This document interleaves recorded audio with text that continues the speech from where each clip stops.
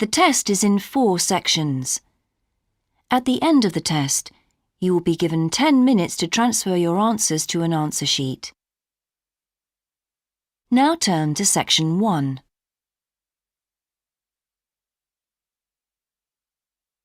Section 1. You will hear a conversation between a representative of an insurance company and a customer. First, you have some time to look at questions 1 to 3.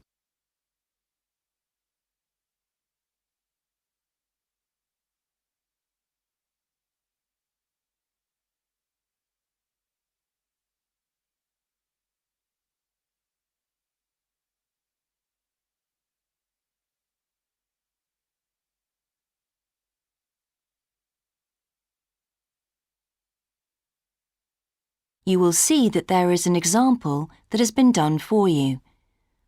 On this occasion only, the conversation relating to this will be played first.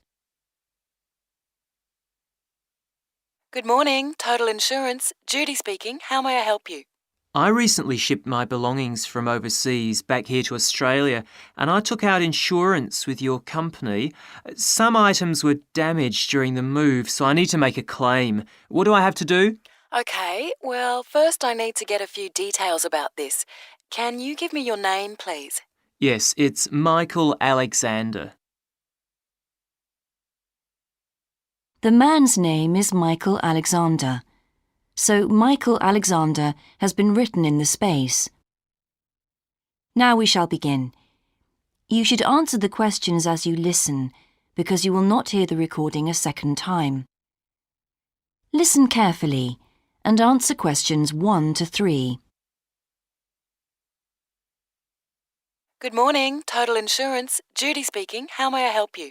I recently shipped my belongings from overseas back here to Australia, and I took out insurance with your company. Some items were damaged during the move, so I need to make a claim. What do I have to do? Okay, well, first I need to get a few details about this. Can you give me your name, please? Yes, it's Michael Alexander. Okay, and your address, please? My old address or my current one? Your current one. It's 24 Manly Street, Milperra, near Sydney. What was the suburb, sorry? Milperra, Milperra. Right. Now, who was the shipping agent, Mr. Alexander? You mean the company we used? Yes, the company who packed everything up at the point of origin. Oh, it was, First Class Movers. Okay. Where were the goods shipped from?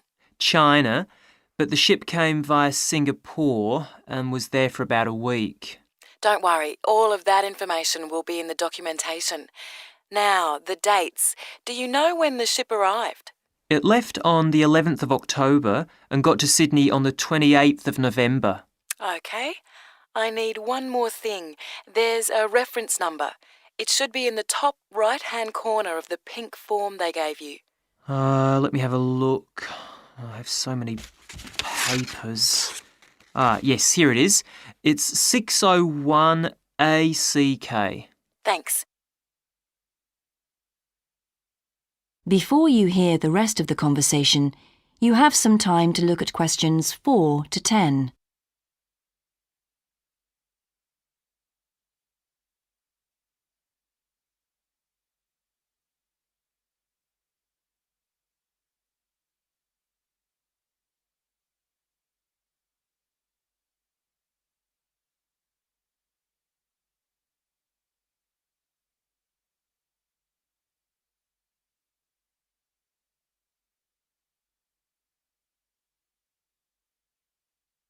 Now listen and answer questions 4 to 10. I need to take down a few details of the actual damage over the phone before you put in a full report. Can you tell me how many items were damaged and what the damage was? Yes, well, 4 things actually. I'll start with the big things. My TV, first of all. It's a large one, very expensive. Insurance doesn't cover electrical problems. It isn't an electrical problem. The screen has a huge crack in it, so it's unusable. I see. Any idea of the price to repair it? No. Well, I don't think it can be repaired. It will need a new one. OK, I'll make a note of that and we'll see what we can do. Now, what was the second item? The cabinet from the bathroom was damaged as well. It's a lovely cabinet. We use it to keep our towels in. And what is the extent of the damage? Well, the back and the sides seem okay, but the door has a huge hole in it. It can't be repaired. I'm really not very happy about it. And how much do you think it will cost to replace it? Well, when I bought it last year, I paid $125 for it. But the one I've seen here in Sydney is a bit more expensive. It's $140. Right. And what was the third item? My dining room table. It's a lovely table from Indonesia. It must have been very hot inside the container because one leg has completely split down the middle. The top and the other three look okay, thank goodness. Any idea of the price to repair it? Well, I had an estimate done on this actually because it is a very special table to us. They quoted us $200, which is really pricey, so I hope the insurance will cover the total cost. I'm sure that will be fine. What was the last item, Mr. Alexander? Well, we have a lovely set of china plates and dishes, with matching cups, saucers, the lot. They were all in the one box, which must have got dropped because some plates were broken. 6, actually. And can you tell me the replacement value of these? Well, it's hard to say because they were part of a set, but they can be up to $10 each as it's such a good set. OK, so that would be around $60 altogether. Yes, that's right. And is that all of the items? Yes. So, what do I have to do now?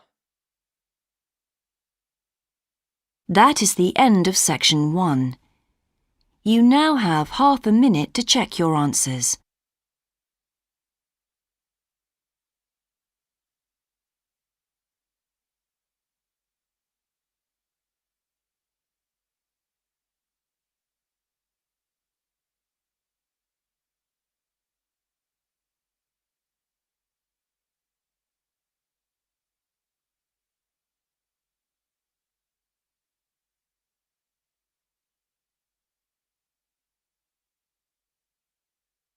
Now turn to section 2.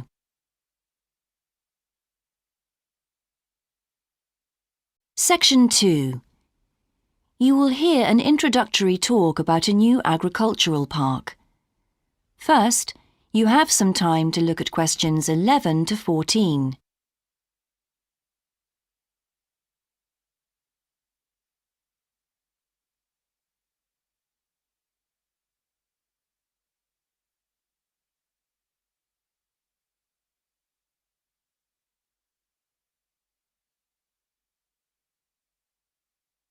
Now listen carefully and answer questions 11 to 14.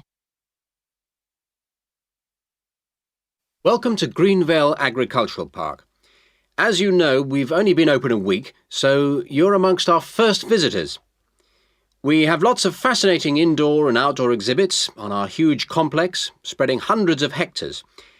Our remit is to give educational opportunities to the wider public, as well as to offer research sites for a wide variety of agriculturists and other scientists. Let's start by seeing what there is to do. As you can see here on our giant wall plan, we are now situated in the reception block here. As you walk out of the main door into the park, there's a path you can follow. If you follow this route, you'll immediately come into the rare breeds section, where we keep a wide variety of animals, which I shall be telling you a little more about later. Next to this, moving east, is the large grazing area for the rare breeds. Then further east, in the largest section of our park, is the forest area. South of the grazing area, and in fact just next to the reception block, is our experimental crop area. In the middle of the park, this circular area, is our lake. These two small rectangular shapes here are the fish farms where we rear fish for sale.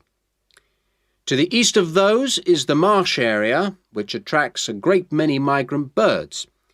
In the southeastern corner, beyond the marsh, is our market garden area, growing vegetables and flowers. Before you hear the rest of the talk, you have some time to look at questions 15 to 20.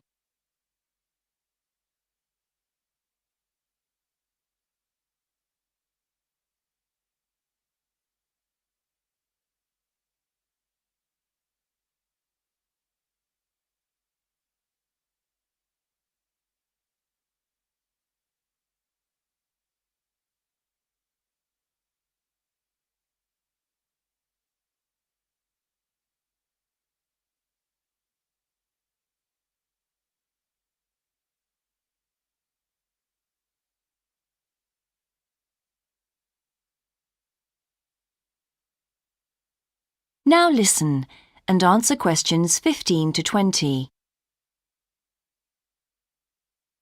All these areas can be visited by the general public for almost all the year. Although, please take note of the large signs at the entrance to each area which tell you when certain areas are being used for particular controlled experiments and are therefore temporarily out of bounds to the public. You can see for yourself what a huge area the park covers, and a key question is always, how can we move around? Well, you have a choice of means, all environmentally friendly. Cars are banned in the park. We have bicycles, which you can hire behind the reception block here. The healthy ones of you can go on foot. And finally, there's our electric tram, powered from solar cells. You find more information about this at the front entrance. A good place to start on your tour is the rare breed section.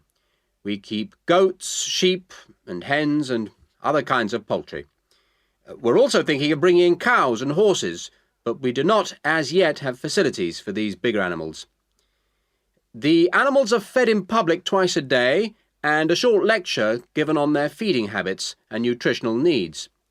These are very popular with the public, but of course we mustn't lose sight of the main purpose of having this section, not as such to preserve rare animals, but to maintain the diversity of breeds, to broaden the gene pool for agricultural development. Greenvale changes with the seasons, with different events happening at different times of the year. May will be perhaps our most spectacular month, with the arrival of the Canada geese, and when our fruit trees will be in full blossom. But there are interesting events on all year round. For example, John Havers, our expert fly fisherman, is currently giving displays on the lake. Each of the sections has its own seasonal calendar, and please consult the summary board at the main entrance. And the final section, as we return to the reception blocks, is the orchard. Do take time to browse round our shop. There's a wide selection of books on wildlife, some of them written by local authors, and the history of farming, including organic farming, something which the park will be diversifying into in the coming months. That is the end of section 2. You now have half a minute to check your answers.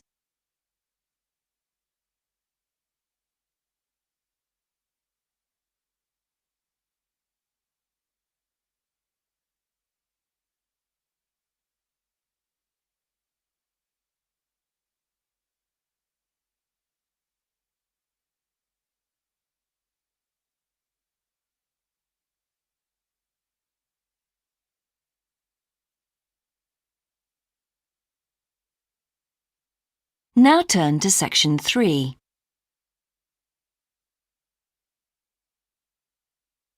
Section 3. You will hear part of a seminar in which a researcher called Grant Freeman discusses his work on Australian honeybees with a group of students. First, you have some time to look at questions 21 to 24.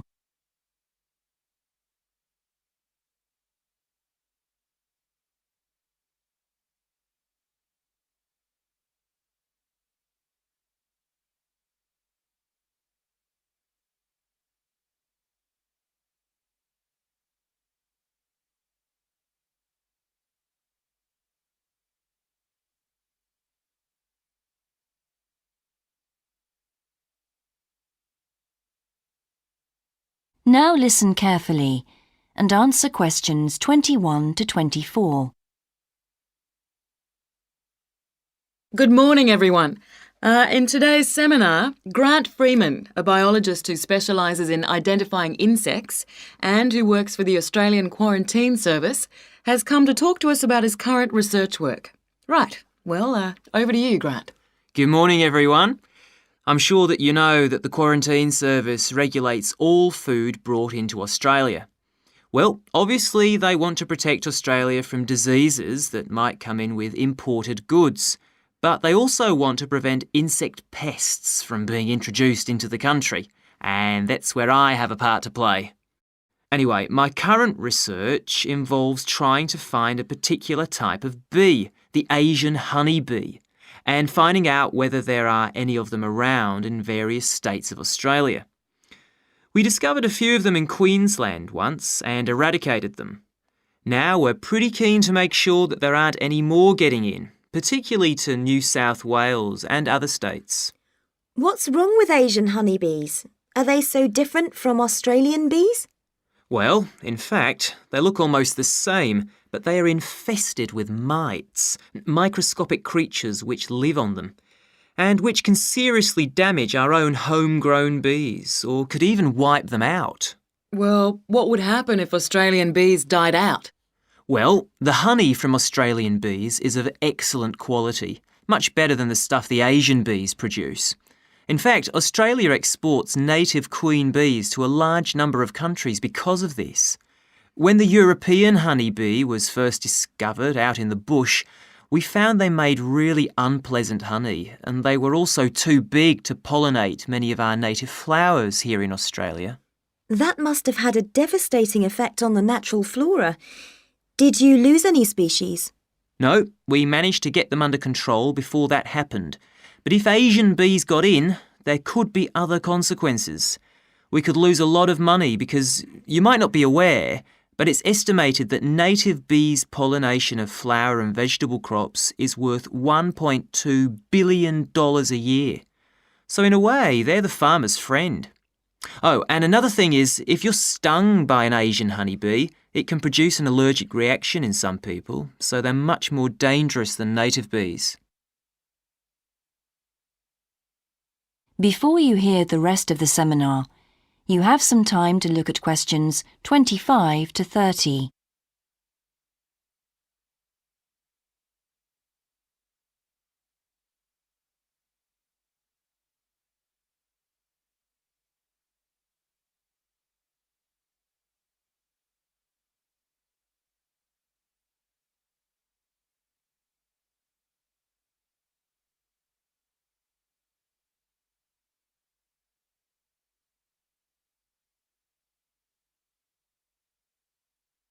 Now listen and answer questions 25 to 30. How will you know if Asian bees have entered Australia? We're looking at the diet of the bird called the rainbow bee-eater.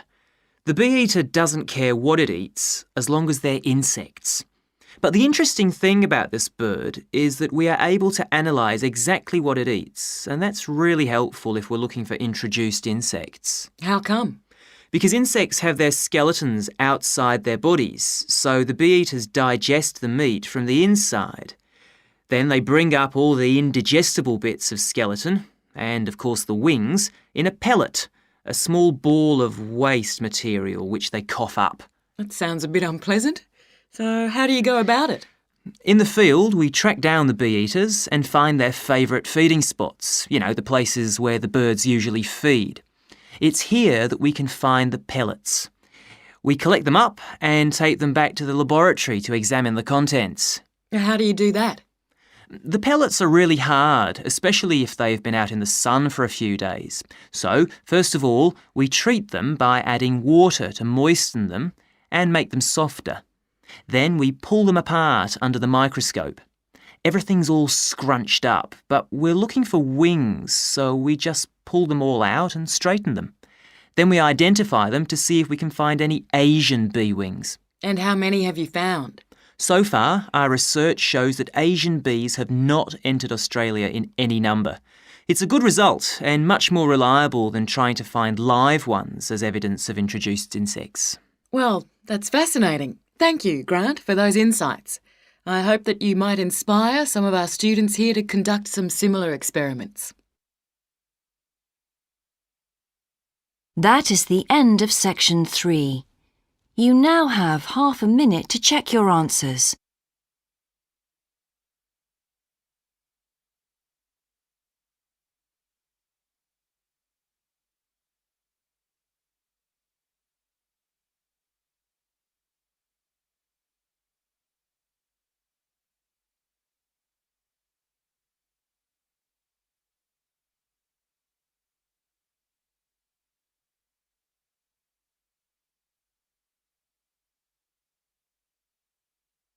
Now turn to section 4.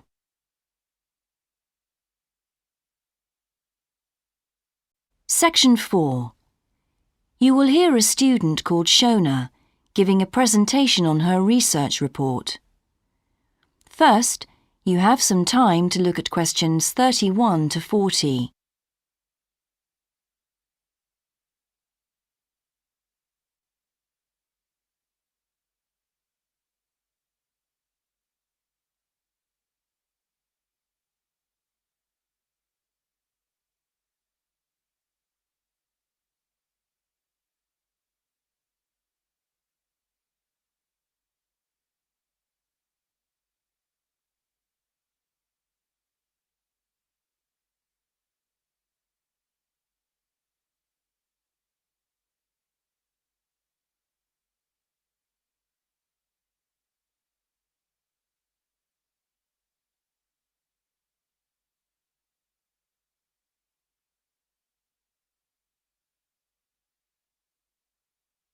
Now listen carefully and answer questions 31 to 40. I've been doing some research into what people in Britain think of doctors, the ones who work in general practice, the first call for medical care, and comparing this with the situation in a couple of other countries. I want to talk about the rationale behind what I decided to do. Now, I had to set up my program of research in 3 different countries, so I approached postgraduates in my field in overseas departments, contacting them by email to organize things for me at their end. I thought I would have trouble recruiting help, but in fact, everyone was very willing, and sometimes their tutors got involved too. I had to give my helpers clear instructions about what kind of sample population I wanted them to use. I decided that people under 18 should be excluded because most of them are students or looking for their first job. And also I decided at this stage just to focus on men who were in employment and set up something for people who didn't have jobs and for employed women later on as a separate investigation. I specifically wanted to do a questionnaire and interviews with a focus group. With the questionnaire, rather than limiting it to one specific point, I wanted to include as much variety as possible. I know questionnaires are a very controlled way to do things, but I thought I could do taped interviews later on to counteract the effects of this. And the focus group may also prove useful in future by targeting subjects I can easily return to, as the participants tend to be more involved. So I'm just collating the results now. At the moment, it looks as if in the UK, despite the fact that newspapers continually report that people are unhappy with medical care, in fact, it is mainly the 3rd level of care, which takes place in hospitals, that they are worried about. Government reforms have been proposed at all levels, and although their success is not guaranteed, long-term hospital care is in fact probably less of an issue than the media would have us believe. However, I've still got quite a bit of data to look at. Certainly, I will need to do more far-reaching research than I had anticipated in order to establish if people want extra medical staff invested in the community, or if they want care to revert to fewer but larger key medical units. The solution may well be something that can be easily implemented by those responsible in local government, with central government support, of course. This first stage has proved very valuable, though. I was surprised by how willing most of the subjects were to get involved in the project. I had expected some unwillingness to answer questions honestly, but I was taken aback and rather concerned that something I thought I'd set up very well didn't necessarily seem that way to everyone in my own department.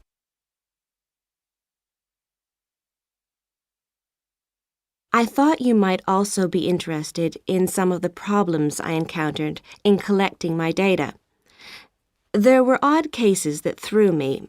One of the subjects, who I had approached while he was out shopping in town, decided to pull out when it came to the second round. It was a shame, as it was someone who I would like to have interviewed more closely. And one of the first-year students I interviewed wanted reassurance that no names would be traceable from the answers. I was so surprised, because they think nothing of telling you about themselves and their opinions in seminar groups. Then one of the people that I worked with got a bit funny. The questions were quite personal, and one minute he said he'd do it, then the next day he wouldn't. And in the end, he did do it. It's hard not to get angry in that situation, but I tried to keep focused on the overall picture in order to stay calm. The most bizarre case was a telephone interview I did with a teacher at a university in France. He answered all my questions in great detail, but then when I asked how much access he had to dangerous substances, he wouldn't tell me exactly what his work involved. It was a real eye-opener. That is the end of section 4. You now have half a minute to check your answers.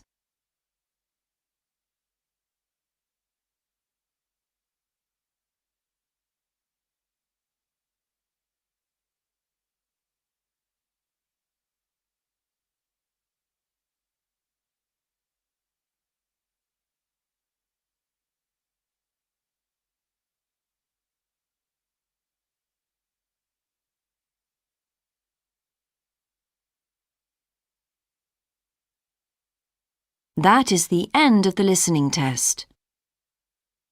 In the Ielts test, you would now have 10 minutes to transfer your answers to the answer sheet.